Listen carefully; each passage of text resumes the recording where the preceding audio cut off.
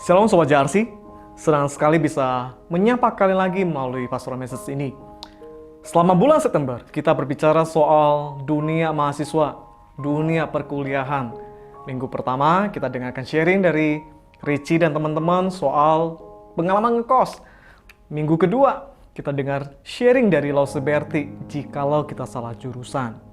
Nah, kemarin minggu lalu kita dengarkan sharing dari Dea dan Yosua tentang perjuangan skripsi mereka. Hari ini Korafik ngajak kita sama-sama memikirkan apa yang harus kita lakukan kalau kita stuck dengan studi kita. Kita nggak pengen lanjut nih. Oleh karena itu, mari kita doa dulu ya sebelum kita dengar pastoral message ini. Tuhan, terima kasih. Engkau yang boleh memimpin kami dan mengizinkan kami boleh berkuliah maupun sekolah. Tuhan, terima kasih untuk segala berkat Tuhan itu. Dan seringkali Tuhan, kami juga mengalami stagnan di dalam studi kami.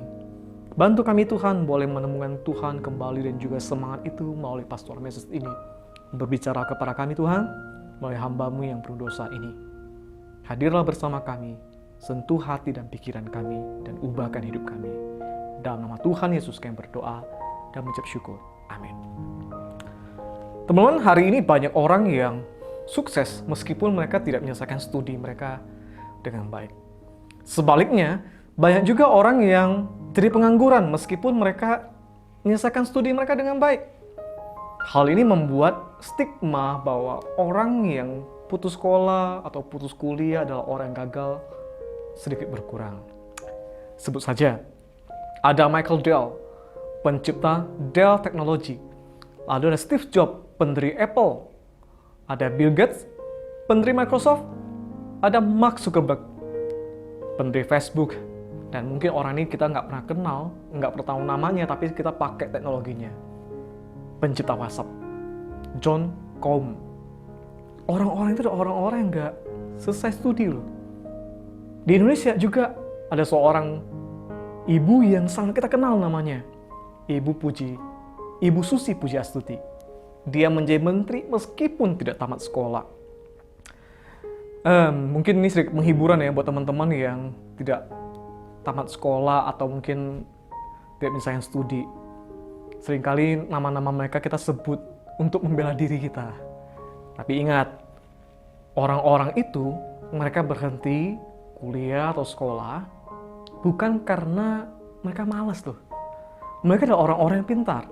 Mereka punya keinginan kuat, mereka suka tantangan, mereka bekerja keras, mereka inovatif. Jika kamu dan saya tidak termasuk golongan seperti itu, jangan sekali-sekali deh berpikir berhenti kuliah. Nah, apakah kamu kenal yang namanya Tono? Mungkin Butet, Bang Upil mungkin, Hendri, Albert, Agus, Budi, siapapun di situ, atau Dea mungkin di situ ya. Yang berhenti sekolah atau kuliah dan hidupnya berantakan. Enggak kan? Kamu nggak kenal mereka kan? Jadi sebenarnya perbandingan orang yang tidak selesai studi lalu menjadi orang sukses dengan orang yang nggak selesai studi dan menjadi orang yang gagal, itu perbandingan itu jauh banget. Jika hari ini kamu stuck dengan studimu, ini poin penting buatmu. Yang pertama teman sekalian, coba review kembali penyertaan Tuhan sehingga kamu bisa masuk sekolah atau kuliah. Di dalam Mazmur 77 ayat 12 sampai 15 ngomong gini, aku hendak mengingat perbuatan-perbuatan Tuhan. Ya, aku hendak mengingat keajaiban-mu dari zaman purbakala. Aku hendak menyebut-nyebut segala pekerjaanmu dan merenungkan perbuatan-perbuatanmu. Ayat 15, Engkaulah Allah yang melakukan keajaiban. Engkau telah menyatakan kuasamu di antara bangsa-bangsa. Kegagalan terbesar dalam perjalanan kehidupan kita dimulai dari ketika kita lupa akan penyertaan Tuhan. Ketika kita melihat segala sesuatu itu adalah usaha kita. Kalau teman-teman kuliah hari ini lalu membayangkan, lalu memikirkan bahwa apa yang kau lakukan hari ini semua karena diri kita, di situ kita sudah gagal. Di situ kita menjadi orang yang tidak berdaya. Orang Israel, teman-teman sekalian, mereka juga seringkali diingatkan oleh Tuhan melalui Musa bahwa mereka harus mengingat kembali perbuatan Tuhan ketika mereka sangat sulit berjalan di tanah Kanaan. Ketika mereka sudah menjadi lelah, ketika mereka menjadi orang-orang yang menyerah. Maka firman Tuhan selalu mengingatkan mereka, coba ingat kembali apa yang Tuhan kerjakan kepada bangsamu di masa lalu. Demikian juga kita teman-teman, kalau hari ini kamu pengen menyerah kuliah, kamu tidak pengen lanjut lagi, coba deh ingat kembali apa yang Tuhan kerjakan buatmu. Kita harus lakukan yang terbaik yang kita bisa. Tetapi ingatlah semua ada karena Tuhan. Amsal 19 ayat 21 mengatakan, banyaklah rancangan di hati manusia, tetapi keputusan Tuhanlah yang terlaksana. Oleh karena itu coba deh bayangin apa yang Tuhan kerjakan, apa yang sudah Tuhan kerjakan kepadamu sehingga kamu bisa masuk kuliah. Mungkin kamu dari tempat yang kecil, kamu berjuang masuk kuliah, mau jalur apapun itu, lalu mungkin kelihatannya perjuangan itu tidak mungkin. Tahu-tahu kamu bisa masuk ke tempat perkuliahanmu saat ini. Bukankah itu anugerah Tuhan? Jadi, coba review kembali apa yang sudah Tuhan kerjakan. Yang kedua, review perjuangan orang tua dan dirimu sendiri. Kalau kamu stuck hari ini, kau pengen nyerah, coba ingat apa yang sudah orang tuamu kerjakan buatmu. Amsal 23 ayat 22 sampai 25. Berkata demikian, dengarkanlah ayahmu dan yang memperanakkan engkau, dan janganlah menghina ibumu kalau ia sudah tua. Belilah kebenaran dan jangan menjualnya. Demikian juga dengan hikmat, didikan, dan pengertian. Ayat 25, biarlah ayahmu dan ibumu bersuka cita. Biarlah beria-ria dia yang melahirkan engkau. Teman-teman, ada banyak orang tua berjuang setengah mati supaya anak bisa kuliah, bisa sekolah. Kadang mereka harus mengurangi kesenangan mereka, mengurangi jatah makan mereka.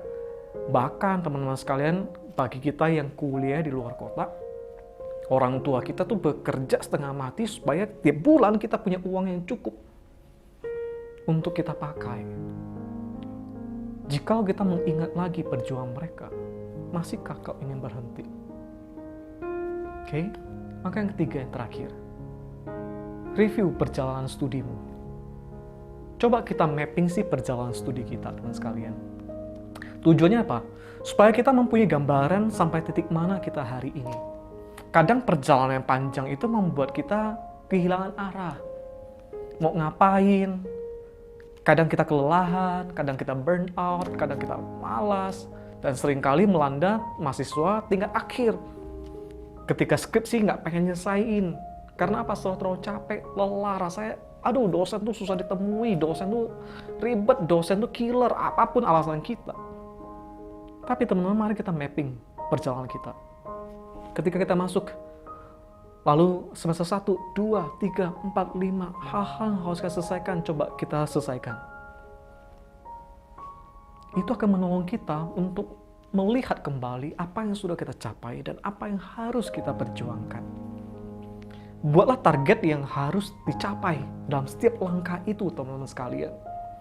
Dalam pengalaman saya sebagai mahasiswa teologi, seringkali banyak kakak kelas, mungkin saya pribadi juga mengalami itu, ingin melarikan diri dari kuliah. Ketika kapan? Ketika di tingkat 3. Tingkat 3 itu berarti masuk ke semester 5, 6, 7, 8. Dan seringkali banyak orang melarikan diri di semester-semester itu. Apakah kamu mengalami hal yang sama? Waktu semester 1 kita semangat banget, semua kita lalui, semua kita kerjakan, kita berikan yang terbaik. Kok bisa ambil SKS sebanyak mungkin. Tapi kok aneh kan? Kenapa kita memasuki semester 5, 6, 7, 8 justru kita ingin nyerah? Maka buatlah mapping di dalam perkuliahanmu. Nggak perlu target yang muluk-muluk, cukuplah IPK-nya 4 kalau bisa ya. Nah, itu akan membanggakan orang tua kita, teman sekalian. Oke, lebih mudah bagi orang lain melihat kegagalan kita daripada keberhasilan kita. Jika kamu gagal hari ini, apapun yang kamu lakukan berikutnya, orang akan kaitkan dengan kegagalan studimu itu. Percayalah, hal itu nggak menyenangkan. Karena saya sudah mengalaminya secara pribadi. Apapun yang kita kerjakan akhirnya dikaitkan dengan kegagalan studi. Ko David tidak ingin kalian mengalami hal yang sama.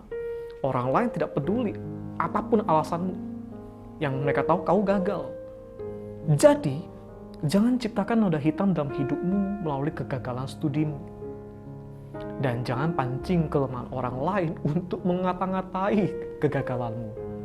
Nah, teman sekalian, jika kamu selesaikan studimu dengan baik, kamu memuliakan Allah dan membantu orang lain untuk tidak berbuat dosa.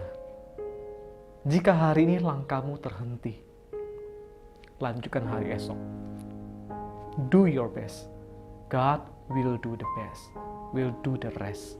Itu perkataan dari Nick Vujicic. Apakah kamu masih ingin berhenti? Engkau sendiri memilih. Kita berdoa. Tuhan, tolong setiap kami yang sedang berkuliah saat ini, ataupun yang anak sekolah. Ada kalanya kami ingin berhenti dari segala perjuangan kami ini karena betapa banyak tantangan dan juga mungkin kemalasan hal-hal lain melanda kami. Bantu kami Tuhan untuk melewati masa-masa seperti itu sehingga kami boleh menyelesaikan semuanya dengan baik. Sehingga nama-Mu dimuliakan melalui seluruh kehidupan kami. Apa yang kami kerjakan hari ini Tuhan, bantulah kami kerjakan dengan baik. Sehingga kami bisa mempersembahkan itu kepada Tuhan. Terima kasih Tuhan, terima kasih. Dalam nama-Mu kami berdoa. Amin. Tuhan berkati kita semua.